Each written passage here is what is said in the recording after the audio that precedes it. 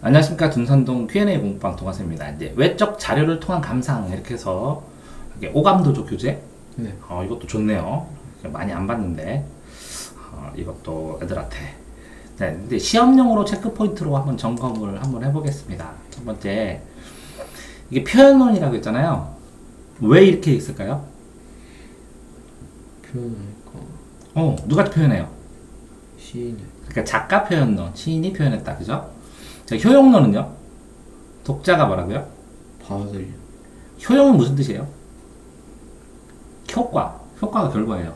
용은 사용, 쓸 용이고 받아들여서 쓴다는 거예요. 자, 그랬을 때 여기 반영론은 뭘 반영해요? 현실. 현실을 반영해요. 자, 그러면 이제 그것까지 됐어요. 그럼 시험 문제 풀 때는 표현론은 주어와 관련돼서 작가가 나와요. 그래서 가 나와요. 작가가 나와요. 작가가 표현해야 하니까. 이거 빠지면 표현론이 아니니까 주어만 보면 돼요. 표현론은. 이해됐죠? 10으로. 그러면 효용론은 뭐 보면 돼요? 독자. 독자니까 뭐 볼까요? 독자가, 작가가, 그럼 이상하잖아요. 목적. 서술어를 보는 거예요. 깨달았어, 느꼈어, 이렇게. 깨달았어, 느꼈어, 배웠어, 새로 이렇게. 그 서술어가 초점이에요. 왜 그러냐면 주어를 보면 영희가 깨달았어, 철수가 깨달았어, 그죠? 민수가 깨달았어, 그렇겠죠? 그래서 주어가를 보면 이건 표현론이고, 이렇게 서술어가 그러면 이거는 효용론입니다. 그러면 반영론은 뭘 볼까요? 시대가 나오든지 연도가 나와야 돼요. 무슨 시대에서 무슨 연도에서 이렇게 명확하게. 그러니까 어떤 걸 반영했다, 시대 반영이다 라는 명에서 이걸 빠져버리면 이게 시대 반영인지 그냥 배경인지 애매할 수 있으니까 포커스를 이걸 맞춰줘요. 그럼 여기서 빠진 게 또 뭐가 있냐면, 또 하나는 원형 비평과 상징, 원형 비평하고, 그죠? 또 뭐 신화 비평이 있어요. 신화와 원형의 차이는 뭘까요? 이게 시험 문제 나와요. 실제로. 그럼 신화는 많이 들어봤죠? 그리스 로마 신화. 네. 그러면 그 신화에 여기에 이 사과는 질투의 사과야. 뭐 이렇게. 그죠? 그러니까 신화에 나오는 이야기를 활용해서 차용해서 쓰겠죠. 그래서 뭐 이렇게 신화 비평은 되는데 이거는 좀 알아요, 애들이. 근데 원형 비평은 뭘까요? 몰라요. 자, 그러면 니마 그물을 건너지 마고 그거 배웠어요? 아직 안 나왔어요? 고무도화가에서 어떤 사람이 물을 건너지 말라고 했는데 건넜어요. 건너다가 빠져 죽었어요. 그럼 이 물은 무엇에 대한 물이에요? 저승. 죽음에 대한. 이게 레테의 강이에요, 레테의 강. 그래서 여기 뱃사공이 있어서 동전을 입에다 물려줘요. 뱃상내라고. 그럼 넘어가면 여기 망각의 물이 있죠. 그래서 이거를 판타지소를 보면 안 먹고 딱 가가지고 환생하죠. 이런 물은 죽음의 원형이기도 하고, 또 양수, 사람이 태어날 때는 엄마의 양수에서 태어나죠. 네. 탄생의 원형이기도 해요. 저 신데렐라가 구두, 그 다음에 꽃신, 원님의 꽃신도 구두. 근데 왜 절벽에서 사람들을 떠내릴 때 신발 벗고 떠내려요? 신발의 원형 상징은 뭐예요? 죽음. 신발. 뭘까요? 자살. 아니, 그 결혼을 했을 때 신데렐라 유리구두 맞는 사람 데려오라고 했잖아. 왜 그게 무슨 뜻이야? 그러면 장화 신은 고양이가 장화 신었죠. 장화를 신는데 얘가 뭐를 해요? 말을 하죠. 네. 장화의 상징성이 뭐예요? 사람. 인간관계, 사람. 서로 소통한다고. 소통을 끊으면 신발을 벗는 거예요. 그러니까 소통을 얘기하는 거예요. 소통. 그럼 사람과의 대화. 그러니까 장화 신은 고양이가 장화를 신은 순간 인간화되는 거지. 이런 걸 원형이라고 해요. 자, 불은 상승의 이미지, 소멸의 이미지, 뭐 이렇게. 네. 이런 것처럼 원형 상징하고 신화를 물어보기도 해요. 그러면 이걸 나중에는 조금 더 지나면 비평과 연결시켜요. 똑같아요. 이렇게 감상법이나 감상하니까 비교평가한다는 거죠. 비교평가해서 이걸 뭐라고요? 작가 비평. 이거는 뭐라고요? 독자 비평. 이거는 뭐라고요? 시대 비평. 이거는 뭐라고요? 원형 비평. 이거는 뭐라고요? 신화 비평. 이해됐죠? 네. 근데 4번 그렇게 되었을 때 그러면 요거는 현실, 시인, 독자는 다 했어요. 그러면 이 나머지는 외제고 요 안에 내제가 있잖아요. 네. 외는 여태까지 했던 거 요 5가지 정도 다 하면 돼요. 근데 내제에는 뭐뭐 있을까요?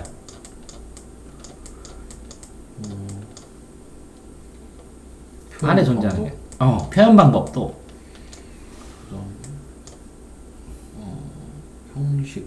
형식, 문학 이론, 줄거리, 그죠? 특징. 그러니까 이거 빼놓고 이거를 빼면 나머지가 모조리 요거예요. 내재적. 네. 그러니까 내재적을 절대적이라는 말로 대신한다는 건 알죠? 네. 그럼 구조적이라는 말도 대신하는 것도 알죠? 네. 그러니까 내재적, 절대적, 구조적 이렇게 됐을 때는 이 전체 줄거리 이론 뭐 이런 거를 전부 다 쓰게 되는데 자 그러면 이런 거를 내는데 이거를 그럼 어떻게 이해할 수 있느냐 이렇게 보는 거예요. 그 작품이 하나 존재하잖아요. 네. 그럼 작품이 이렇게 작가 측면에서는 이렇게 관련이 되고 작가가 하는 시대 측면에서는 이렇게 관련이 되고 그죠? 네. 그러면 이거는 독자 측면에서 이렇게 되는 거잖아요. 네. 그러면 자 이런 상황에서 이거는 주어잖아요. 네. 이거는 목적어고 이건 아까 서술어라고 했잖아요. 네. 그러면 주어, 목적어, 서술어인데 거꾸로 보면 이게 주어고 그죠? 이게 목적어고 그죠? 이 사람이 서술했다는 거죠. 네. 그래서 다시 보면 이거는 과거죠. 네. 이거는 현재죠. 네. 그러니까 과거와 현재가 뭘 하는 거예요? 대화를 하는 거예요. 대화를 시켜서 과거, 현재 대화를 시켜서 미래를 위해서 독자가 그걸 활용하는 거예요. 그 역사란 무언가에서 과거와 현재의 대화다. 미래를 위한 하는 것처럼 이 작품이 유기체처럼 시대에 따라서 옛날에는 대우 못 받았다가 지금은 대우받기도 해요. 그런 것처럼 작품은 자체 생명력이 있어요. 생명력을 가지고 변화시켰을 때 분석하는 관점들이에요. 이렇게 바라보는 관점들. 자 그러면 작품의 외적 요인은 작가의 삶, 창작 당시 시대에 독자에 미치는 영향 등을 초점을 맞췄을 때 이 작품 자체는 예를 들어서 한영훈 알죠? 한영훈. 네. 님의 침묵 배웠죠? 그러면 한영훈의 님의 침묵을 배웠을 때 한영훈의 님이 요렇게 작가로 치면 님이 뭘까요? 나라. 작가가 얘 사람이 독립군이니까 나라. 또 하나는요. 작가가 스님이니까 부처. 이렇게 한 개가 아니라 여러 가지일 수도 있다. 스님이야. 네, 한영훈이 스님이면서 민족 33인이면서 스님이에요.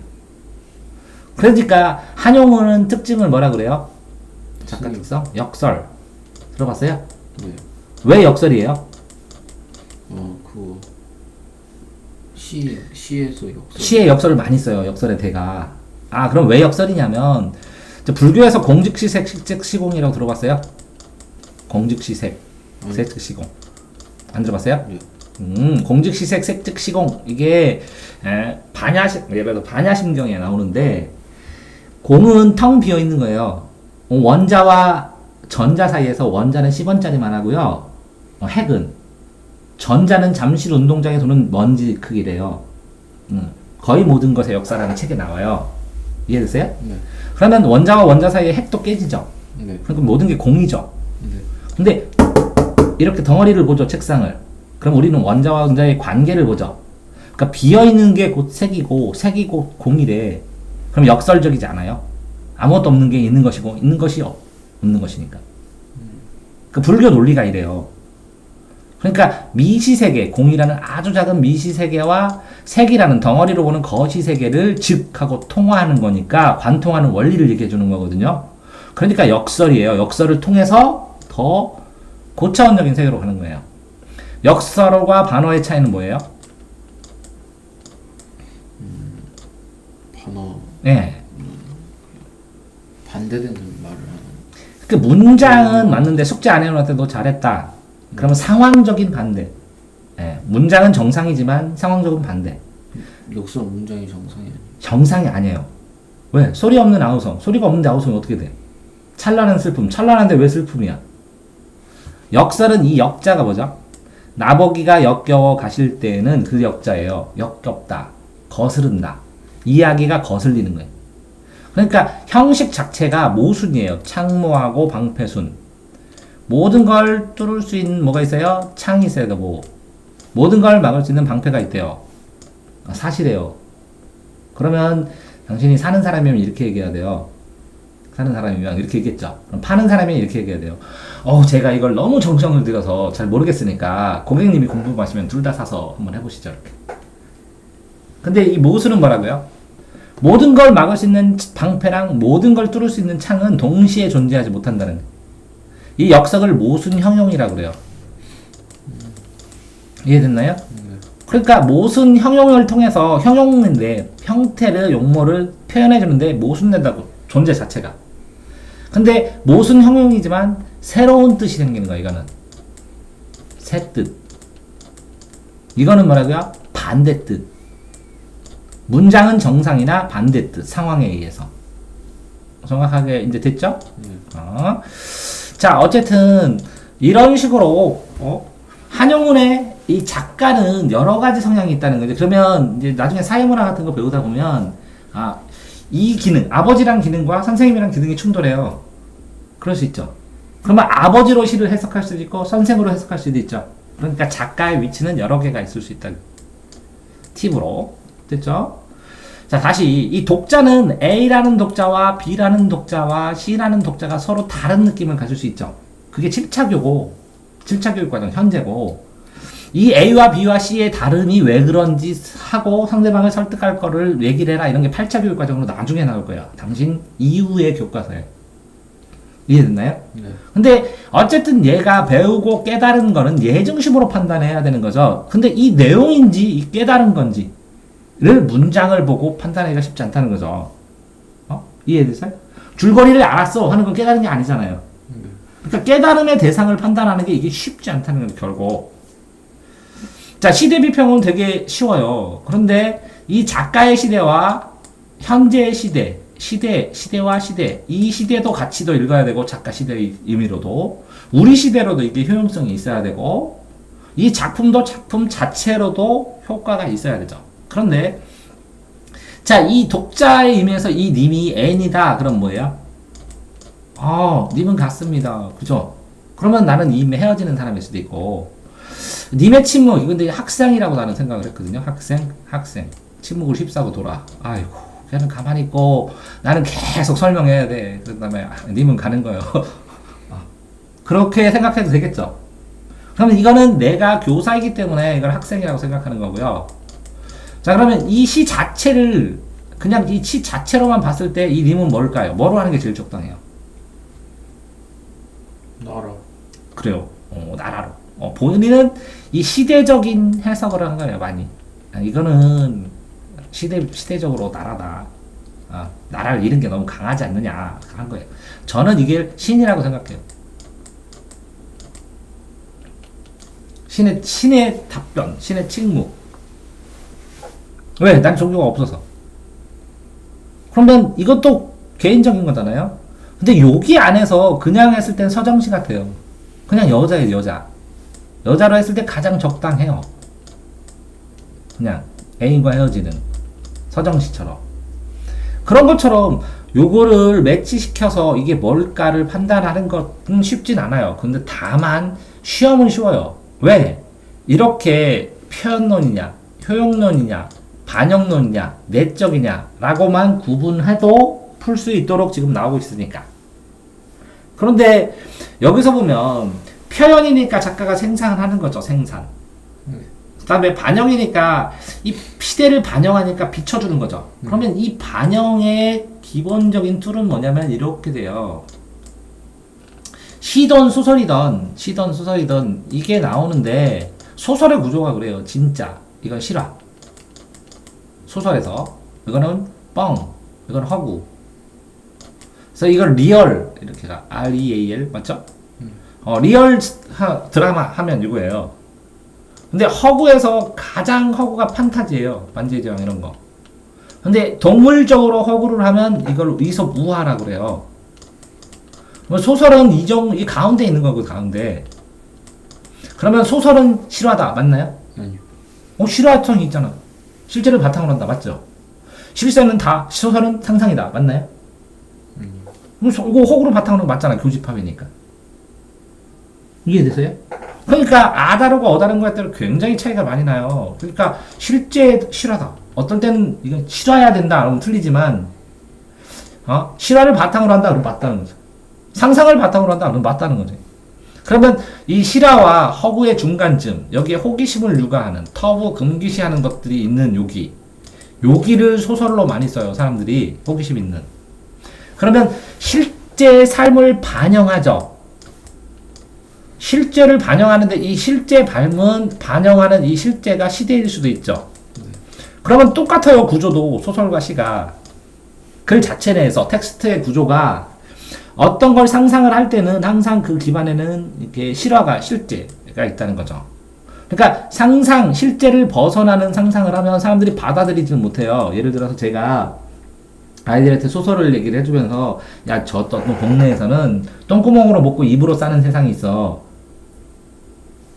그래서 이렇게 밀축한 죽 같은 걸 똥구멍으로 쫙 주입을 하면 입으로 사과도 나오고 생선도 나오고 고기도 나와. 그랬더니 그런 게 어딨냐고 상상하기 역겹다고 막 그래. 그러니까 이게 뭐라고요? 실제 상황을 바탕으로 어느 것들을 상상을 하기 때문에 이것들의 이야기 구조가 살아나는 거거든요. 살아나면서 독자가 그걸 보고 어느 부분에 초점을 맞춰서 감상하느냐에 따라 달라지는 것 뿐이죠. 여기서 카타르시스란 말이 뭔가요? 대리만족. 카타르시스는 감정의 정화라는 말이에요. 카타르시스가 감정이 깨끗해진다는 거예요. 카타르시스를 느낀다. 감정의 정화. 감정이 정화하면 감정이 정수기처럼 깨끗하게 변한다는 거예요. 정수기로 맑게 변한다고. 이해됐죠? 감정이 정화를 하면 이걸 뭐를 하게 돼요? 감동을 하게 되죠. 감동을 하고 되면 눈물을 흘리죠. 이 감동하고 눈물을 흘리고 감동을 하는 감동을 한다, 감동을 하지 않는다. 요게 예술성의 기준이에요. 이해됐나요? 네. 그 예술성은 뭐와 뭐를 나누냐면 문학과 비문학을 나누는 기준이에요. 그래서 학생이 수필을 쓰면 수행평가야. 그래서 실용글이야. 근데 예술가가, 수필가가 수필을 쓰면 사람들이 감동을 하면 예술이라 그래요. 그래서 잔문이라는 게 수필이야, 한자로. 그런데 그러니까 수필은 형식이 특별히 정해지지 않는, 글 쓰는 형식만 지키면 되는 무형식의 형식이기 때문에 예술성이 있는데 형식이 없으면 수필. 나머지는 수필이 아닌 형식이 있는 거. 형식이 있는 문학은 소설, 시곡. 이해됐나요? 그러면 이거는 공통점이 뭐라고요? 예술성이 있다고. 근데 똑같아도 논설문을 썼는데 예술성이 있으면 뭐라고요? 수필. 이해됐죠? 근데 설명문을 썼는데 굉장히 예술성이 있으면 뭐라고요? 수필. 설명적 수필. 근데 예술성이 없으면 실용글, 비문학. 이렇게 된다고요. 그러니까 이건 뭐라고요? 카타르시스는 문학의 기준이니까 요거 뭐라고요? 내가 문학을 느꼈느냐 안 느꼈느냐는 거예요. 교훈성은 교술성하고 비슷한 느낌으로 잡아도 되고. 됐어요? 자, 그러니까 작가의 생애를 전체를 알아서 전체 작가의 삶에 따라서 이 글이 왜 나왔나 그래야 이해될 때가 있고, 창작 배경으로 그 시대가 일제시대니까 이렇게 쓸 수밖에 없겠구나 하고 이해될 때가 있고, 문학 갈래라 비평에서 이 이론과 관련돼서 그 이론으로 그렇게 글을 써야 되니까 그렇게 이해하는 게 도움이 될 때가 있어요. 자, 그래서 이제 다 했습니다. 자, 이걸 보니까 그러니까 이 평가 방법, 내재적 이 감상 방법은 곧 비평 방법이 될 수 있고, 감상 방법은 비평 방법이 될 수 있고, 이 감상 방법, 비평 방법은 하나의 관점이기 때문에, 자, 저기에 녹차를 놨어요. 녹차 봤죠? 그러면 녹차에 대해서 본인이 그 녹차에 보고 쓰는 관점은 작가적 관점이고, 나는 녹차를 이렇게 생각한다. 요즘 시대 사람들이 커피도 먹고 녹차도 먹잖아요. 시대적 배경, 그리고 옛날 녹차랑 다르잖아요. 그 다음에 내가 녹차를 먹은 거, 어떤 학생들마다 녹차를 먹을 때 감상이 다 다르잖아요. 그 다음에 이 녹차 자체에 대한 성품, 성질, 구조, 가격, 성분 다 있잖아요. 이런 것처럼 다 녹차에 대해서 평가를 할 때 바라볼 수 있는 시각으로 또 굉장히 훌륭하게 써먹을 수 있는 게 이런 감상법과 비평법이라는 거예요. 이해됐나요? 에? 그러니까 어떤 걸 사고하고 생각하는 방향성으로도 굉장히 도움되는 것이기 때문에 이렇게 자세히 설명해 주는 것 뿐이에요. 그러면서 부수적으로 이것저것 그 학생이 얼마나 이런 단어나 개념에 대해서 정교하게 다루려고 노력했는지 한 번쯤 확인을 한 겁니다. 그래서 나중에 그런 생각은 드네요. 이렇게 용어를 이렇게 주고 본인이 체크한 거는 한 번 더 해줄 필요가 있겠네요. 찜찜해하는. 왜 그러냐면 어떤 거는 그냥 써먹을 만큼 얘기하는데 어떤 걸 얘기할 때는 이렇게 써먹을 때 혼란이 올 수 있는 상황도 있겠다라는 생각이 들어서 만약에 다음번에 수업을 해서 특별한 게 없을 때는 용어가 종류가 뭐뭐 있냐면 학습 용어, 시험에 출제되는 용어, 갈래별 이론 용어, 비문학에 나오는 용어, 고전 어휘 용어 뭐 이런 것들이 있거든요. 국어에서. 이해됐나요? 네. 그러니까 이런 것들을 한 번쯤은 점검할 시간은 필요하겠다라는 생각은 합니다. 그런데 본인이 틀리는 오답 문제의 유형을 보면서 그 프린트도 수준이나 종류가 여러 가지잖아요. 네. 그걸 맞춰서 주는 것 뿐입니다. 자, 여기에서 다 했습니다. 그러니까 요것도 다 했고, 그쵸? 네. 그런 다음에 여기서 문제 푸는 법도 다 했고, 이 두 개를 나누는 것도 다 했고, 이 용어도 다 했고, 여기는 카타르시스나 현실 세계와의 관계나 이런 것도 다 했고, 다음에 작품 독자에 미치는 영향, 독자에게 미치는 영향, 좀 효용이네 그냥 이거만 보면. 그 다음에 감상, 화자가 과거를 해석하는 방식, 그러면 화자 나오고 이론 나오니까 내재적이네.